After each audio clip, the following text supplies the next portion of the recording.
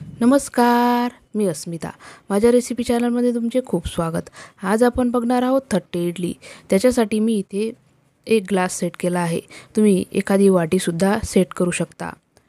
त्याच ग्लासनी सर्व प्रमाण इथे आपल्याला मोजून घ्यायचं आहे. 3 ग्लास तांदूळ, 1 ग्लास उडीद डाळ आणि 2 चमचे मी इथे मेथीदाणे वापरले आहेत. त्याच ग्लासनी अर्धा ग्लास साबुदाणा घेतला आहे. अर्धा ग्लास जाड पोहे पण मी इथे वापरले आहेत.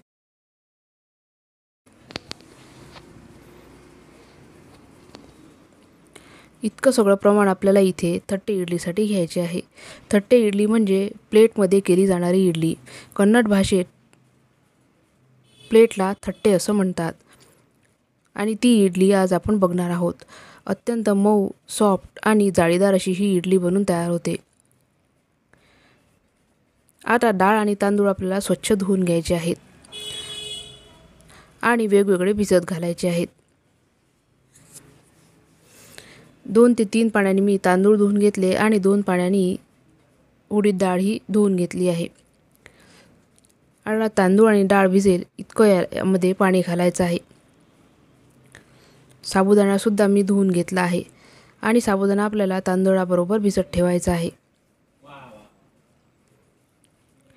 त्याच्यानंतर मेथीदाणे आपल्याला डाळीबरोबर भिजायला घालायचे आहेत.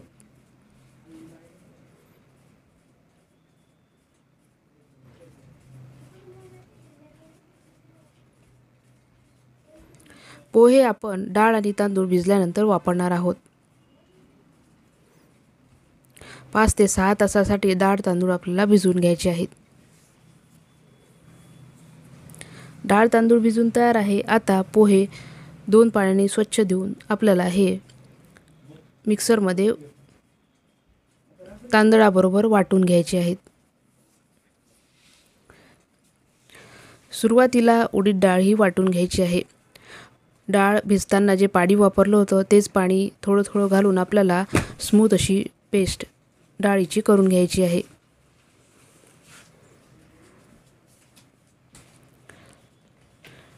संपूर्ण डाळ मी वाटून घेतली. त्याच्यानंतर तांदूळ आपल्याला वाटून घ्यायचे आहे आणि भिजवलेले पोहे सुद्धा तांदळाबरोबरच आपल्याला मिक्सरमध्ये वाटायचे आहेत.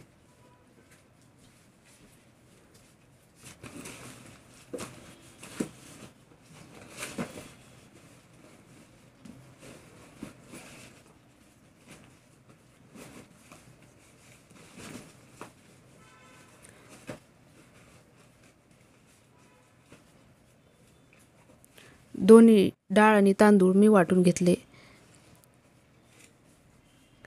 स्मूथ असं बॅटर आपल्याला इथे बनवायचं आहे. आता डाळ आणि तांदूळ एकत्र करून आपल्याला ते फेटून घ्यायचे आहेत. थोडं मोठ्या भांड्यात हे मिश्रण ओतून घ्यायचं आहे म्हणजे डाळ आणि तांदूळ हे व्यवस्थित फेटल्या जातात.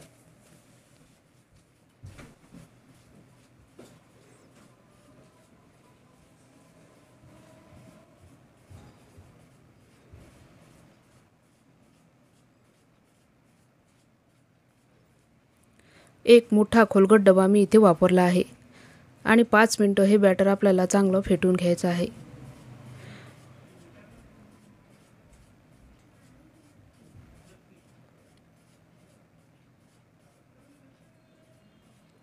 स्मूथ असं बॅटर आपण बनवून घ्यायचं आहे. आता 7 ते 8 तास हे बॅटर आपल्याला फर्मेंट करून घ्यायचं आहे. 7 ते 8 तासानंतर डबा आपल्याला उघडून बघायचा आहे. तुम्ही इथे बघू शकता बॅटर चांगलं फर्मेंट झालं आहे. बॅटरला चांगली जाळी आली आहे.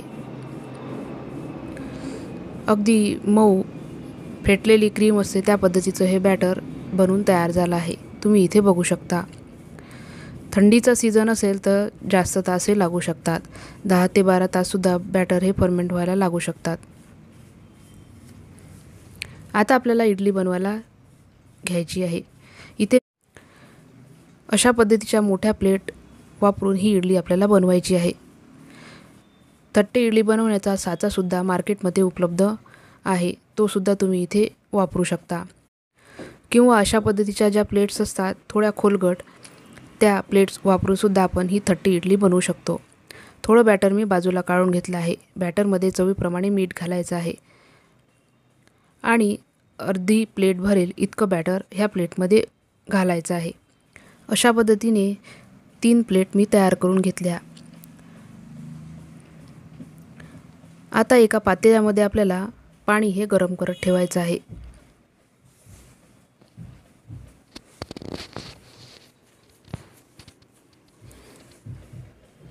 आणि ह्या पातेल्यामध्ये फास्ट गॅसवर आपल्याला ह्या इडल्या वाफवून घ्यायच्या आहे.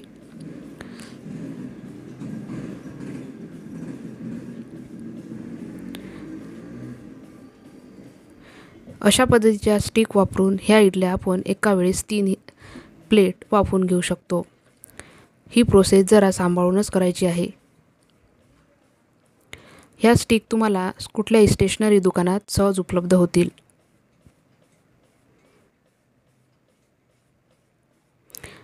भांड्यामध्ये बसतील तितक्याच प्लेट मी इथे वापरल्या आहेत. आता झाकण ठेवून ह्या इडल्या 12 ते 15 मिनटं वाफवून घ्यायच्या आहेत. बॅटर चांगल्या पद्धतीने फर्मेंट झालं होतं म्हणून 12 मिनिटातच ही इडली तयार झाली. आता चाकूच्या साहाय्याने आपल्याला ही इडली चेक करायची आहे. बॅटर चाकूला अजिबात चिपकत नाही आहे, म्हणजे इडली ही चांगल्या पद्धतीने शिजून तयार झाली आहे. प्लेट थोड्या थंड होऊ द्यायच्या आहे आणि इडली ही बाहेर काढायची आहे. आपली 30 इडली ही तयार झाली आहे. सॉफ्ट आणि जाळीदार अशी इडली बनवून तयार झाली आहे. मऊ, लुसलुशीत आणि जाळीदार तुम्ही इथे बघू शकता.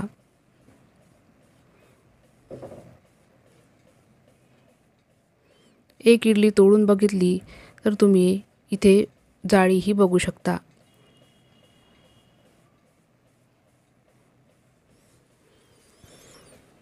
अशा पद्धतीने इडली ही नक्की बनवून बघा. व्हिडिओ आवडल्यास लाईक करा, शेअर करा, कमेंट करा. ही इडली सांबार चटणीबरोबर सर्व करू शकता किंवा अशा पद्धतीचं तूप घालून पूड चटणी किंवा इडली पोळी ज्याला म्हणतो ती अशा पद्धतीने घालून सुद्धा सर्व करू शकता. फार अप्रतिम चवीची ही इडली बनवून तयार होते. इडली पोळीची रेसिपी मी अपलोड केली आहे. लिंक मी डिस्क्रिप्शन बॉक्समध्ये देत आहे. परत भेटू अशाच एका रेसिपीसह. धन्यवाद.